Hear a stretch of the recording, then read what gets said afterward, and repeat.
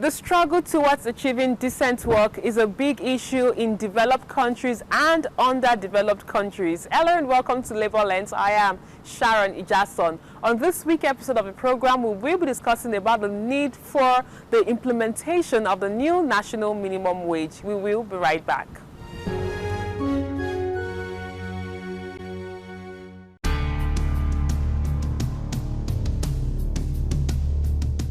In November 2017, Nigeria's President Muhammadu Buhari set up a tripartite committee to come up with a new national minimum wage for the country.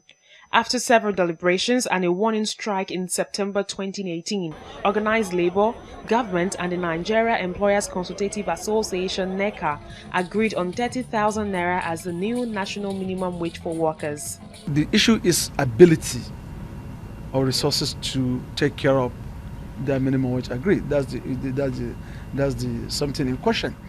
Few days after, the Nigeria Governors Forum, made up of the governors of the Nigerian 36 states, announced that they can only afford 22,500 naira, which is about $62. After several threats of strike and negotiation, the tripartite committee agreed on 30,000 naira, which was signed into law by President Muhammadu Buhari on 18th of April 2019. The signing of the act would pave way for the constitution of another committee to negotiate the issue of relativity, stroke consequential adjustment arising from the new national minimum wage of 30,000 naira only with the relevant labor unions.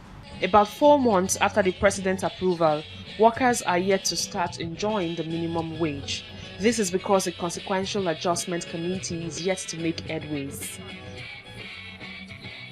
In my quest to get the pulse of Nigerians on the implementation of the new national minimum wage, I met with Deremi Adebowale, a street sweeper in Lagos State who earns 18,500 naira with no other benefits attached. The mother of 3 children tells me she can't wait to start earning the 30,000 naira minimum wage signed into law by President Buhari. We want to plead government to increase our salary because that 18,500 we cannot do anything. They should please help us to increase in time.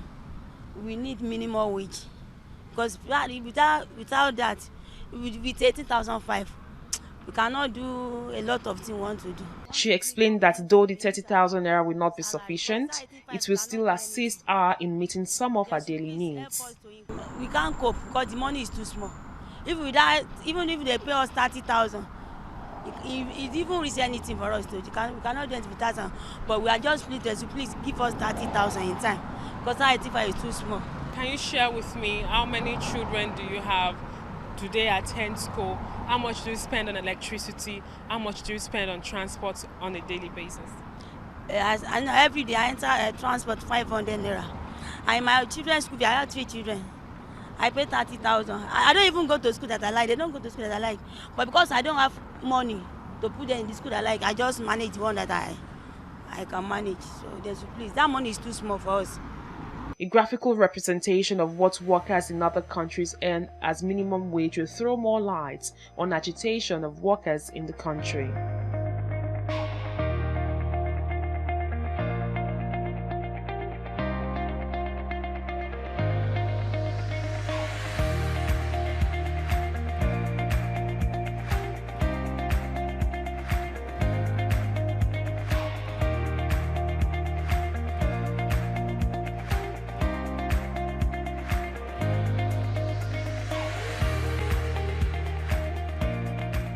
Ironically, Nigerian politicians earn the highest salary in the world. When they're campaigning for the election, they want us to do everything to put them in power. When they're there, they're just enriching their pocket now. If not, security vote is there, the issue contract of many things we know that is happening there.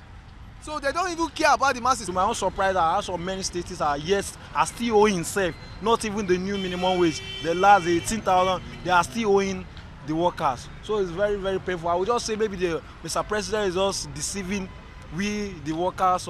I don't think we should be talking of 30,000 naira minimum wage in the first place. We should not be talking of that kind of amount. In this God-blessed country, where oil and gas, we have raw materials, We have so many things. We are enriched as a nation. So the point is, why are we suffering?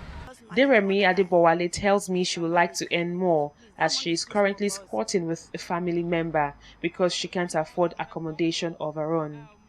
Even when you receive 30,000 naira, do you think it can make much difference?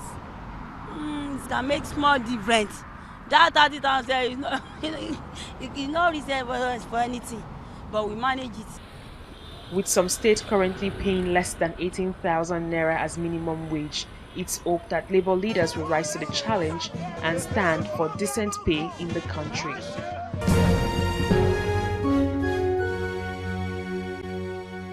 At this point of minimum wage, the workers and Nigerians would have benefited. Because if a worker benefits, the market woman, the market man will also benefit. So whatever happened to the worker is what is going to also translate down to the economy of this country. So you discover that today that should be there. For instance, the minimum wage, which would have come up up till now, has not come. But rather, the prices of commodity has gone up astronomically. Right from the time it was negotiated to 30,000, it went up.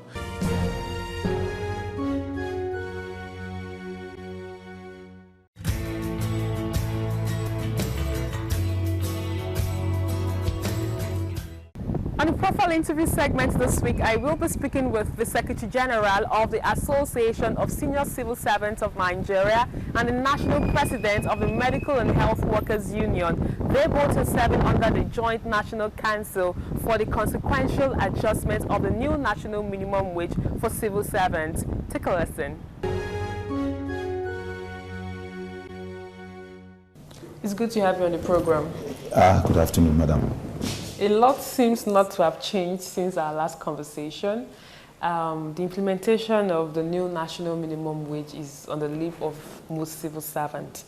Can you tell me how eager are your members to actually get an increase in the current pay? Thank you very much. They are very much eager. At the same time, we've told them that what is worth doing at all is worth doing well. We've appealed to them to show understanding, and they've understood with us that we want the best for them. If we had wanted just anything, we would have agreed to what government was proposing ab initio, which was to just give 5,000 to each and every employee in the public service. But we said we will not have that. Going by what we have in the marketplace and what workers face on a regular basis, that will be disastrous.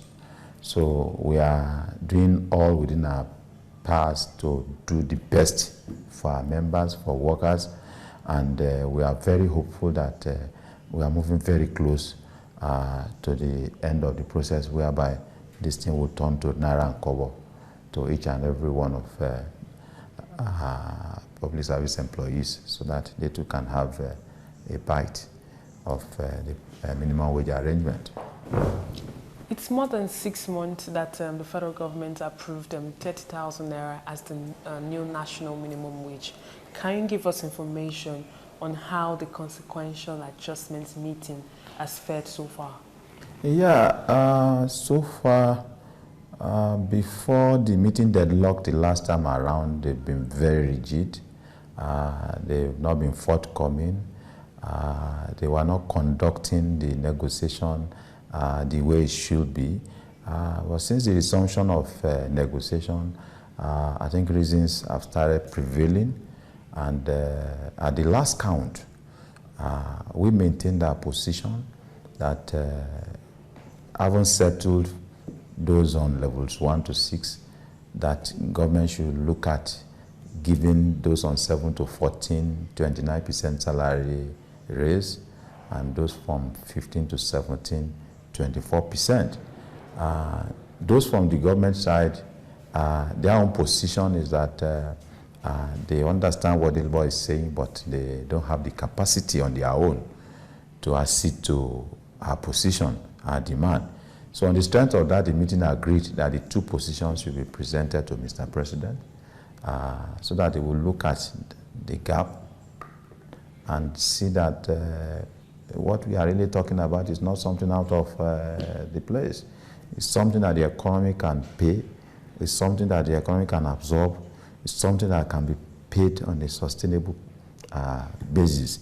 So we will reconvene next week, and we'll hear what they've been able to come up with from their principal.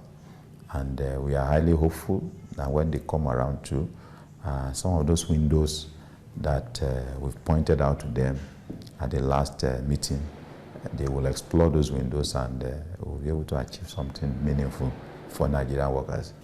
Some state councils actually sent press release to some mediums, and they said that there's an ultimatum that has actually expired. How true is this, that there's an ultimatum for to the extent to the government, and that probably there's a possible strike that actually can happen from now? I want to see the actions as part of the struggle, as part of the solidarity, because when you have a kind of this kind of negotiation that has been a ding-dong affair, an average labor leader is trying to preempt what is going to happen at the end of the day. So it's part of the mobilization thing we are talking about. So no Nigerian worker will say that he's not aware that government is not being truthful and sincere on this issue of consequential adjustment. So by the time at the center we blow the whistle, you don't need much of mobilization again. I want to see the actions in that light. But for now, we've not, from the center, given any ultimatum. But strike cannot be ruled out. All options are on the table. Let us hope that by next week when we are meeting, they will come up with something meaningful. Otherwise, but don't let us preempt. Let's wait and see what is going to happen next week. We are hopeful. It was in the news recently that the government accused Labour of being the reason why the new national minimum wage has not been implemented. What has Labour done? We've reacted. That statement is not correct. And the person who made that statement also knows that the statement he made was not correct.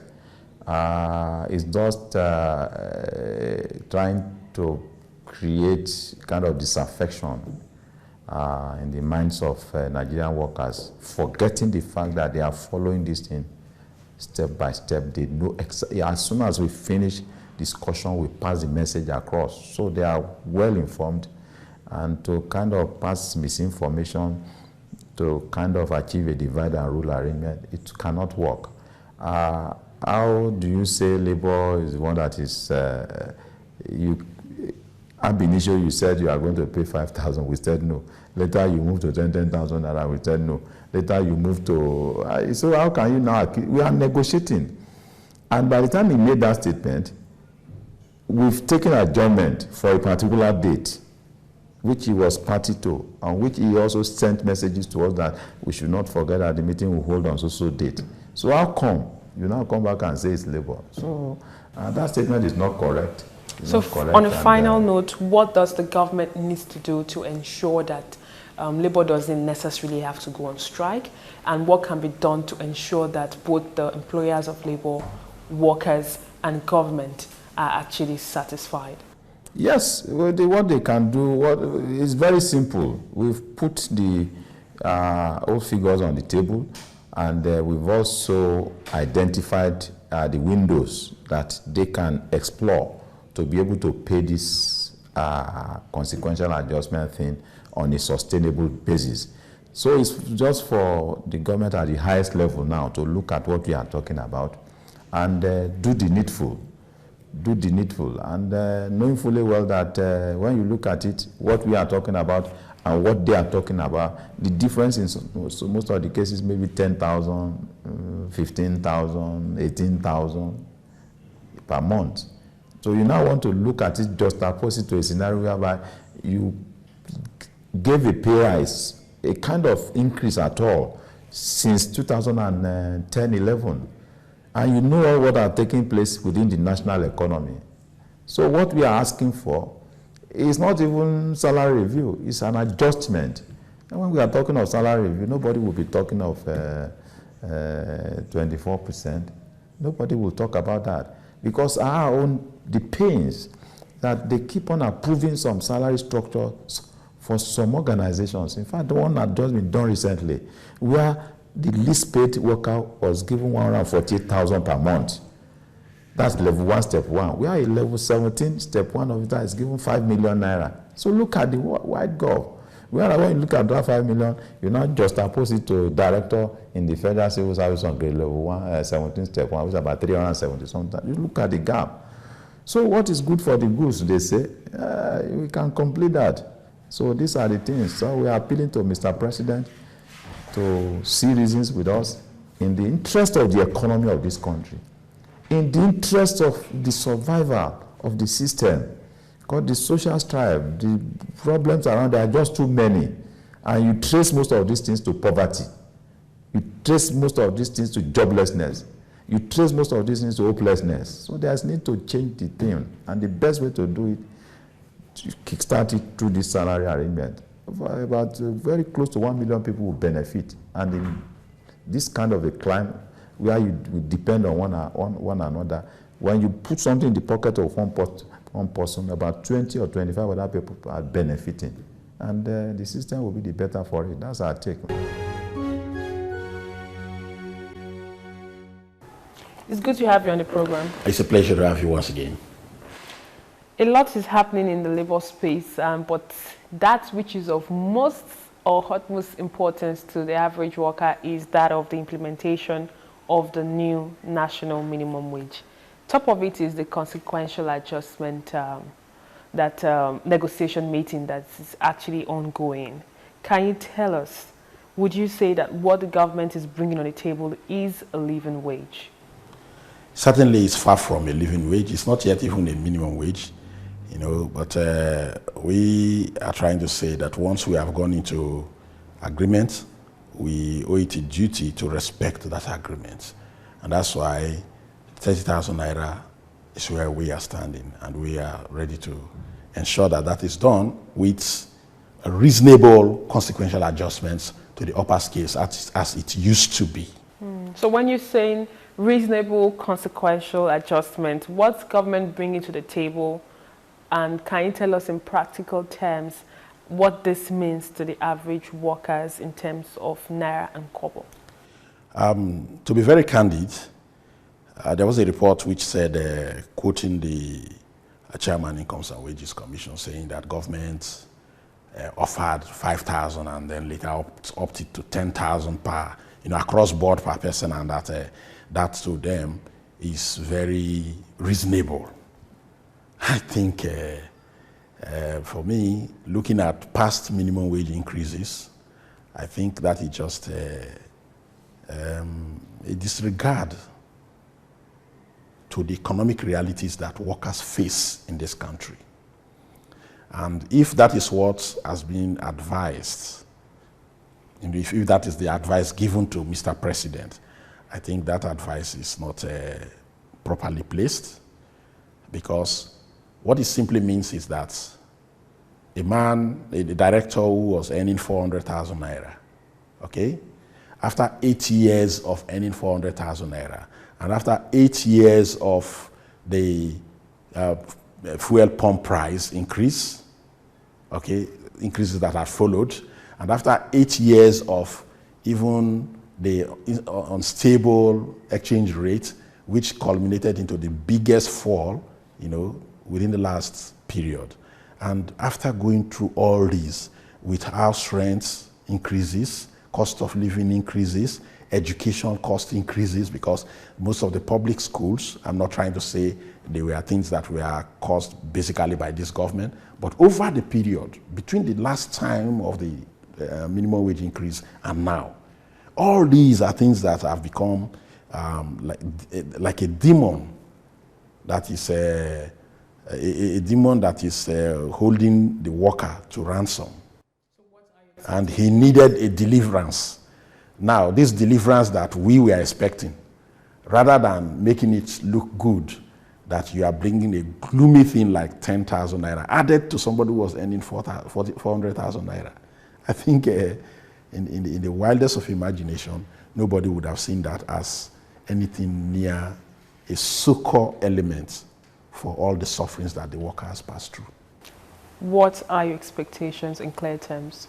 Well, we on our part as Labour, we looked at everything, considering that we are desirous of also bridging the gap between the lowest earner and the highest earner.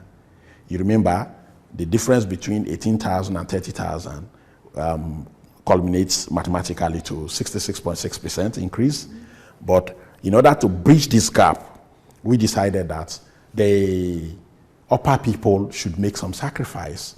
So we made a proposal that is sliding in scale, where we propose that from level 7 to 14 should be 30%. That is sliding off 36.6% from the lower base. And then we also said the upper echelon, which is 15, 16, and 17, should be placed at 25%. That was one of the last offer we made, 25%, meaning that we have slashed off 41% from what the lower person was increased on. So you can see that we are very considerate, saying that let us see how we can try to narrow the gap between the lowest earning and the highest earner. So now, in essence, what we asked for was that the man earning 400,000 should just get an increase of about 100,000 naira, so as to enable him see how he can just slightly withstand the harsh effects, the collateral effects of the rage and rebellion of the market forces, available. That's what we asked for. So I think that's not much. But lastly, when the government came, they said, okay, we should try and do a shift and that, and they offered 5% and 9.5% increase, percentage-wise. Then they now came back to offer, the last offer was 5.5 and 10%. They shook their body, they just shook their body, standing in the same place to make a 5.5 increase and then a 0.5 increase on the upper side. But we moved a little. We moved. They did not move, but we moved. We made a slice of 1 percentage point down. But looking at the engagement so far, Labour has been the one shifting grounds at several occasions during the meeting. Would you say that the government is ready to do the needful to ensure that the employees, organized labor, organized private sector, at the end of the day benefit? To be very candid, you see, I sometimes feel reluctant at putting government as a whole. Even at this point, at this my leadership point, most times the advice that comes to you is the one that most times drives your decision, positive or negative. But the only thing that will appeal to Mr. President is he should also look at the realities on ground. The realities on ground. What am I saying? What they are now saying translates to, for instance, like a level 7 man. They want to give a level 7 man additional 5,000 plus. Assuming that level 7 man is equivalent to a police 1-star, that is unconfirmed ASP, or he corresponds to a particular rank in the army. And then with all the security issues we have, that we want to also encourage them. We want to give them an incentive to really feel belonging in this nation and defend this nation like they would not bother about dying for this nation. 5,000 naira increase after 8 long years is not something that you can use in really propping them up. Most people say that the civil servant salary will cause no positive effects. But I tell you, that is the money that runs the local economy. A civil servant salary will not be taken out to import a building material. Civil servant salary goes straight to the market, to the okra table, to the ice fish, to the periwinkle seller, to, in fact, chicken and meat sometimes is way out. They only think of sometimes once a month. That some people take it only on Sundays. Some take it at some levels of civil service, they take meat only once in a month. So they are the ones that runs the system. But the crayfish and all that, gari, everything, that is where the civil servants' money goes in.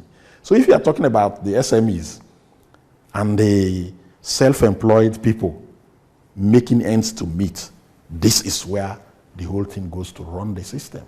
Looking at the situation we find on ground, right now we don't have any state that's actually taking the lead of implementing 30,000 naira as minimum wage. From my findings, the consequential adjustment meeting is actually essential to actually run and fuel the new national minimum wage. What's your message to state governors, especially when it has to do with the quick implementation of the new national minimum wage? As usual, you know, politicians will always be politicians, especially when it comes to spending money, touching their vaults. At that point in time, you hardly will see the difference between parties. Hardly. Now, I think what they are hinging us, most of even the half-hearted willing states, what they are hinging us is that once the federal government finishes and then the consequential adjustment ends, they will begin to implement. That's what they are hinging us on now. Now, what I would say is that the quicker this is finished, the better.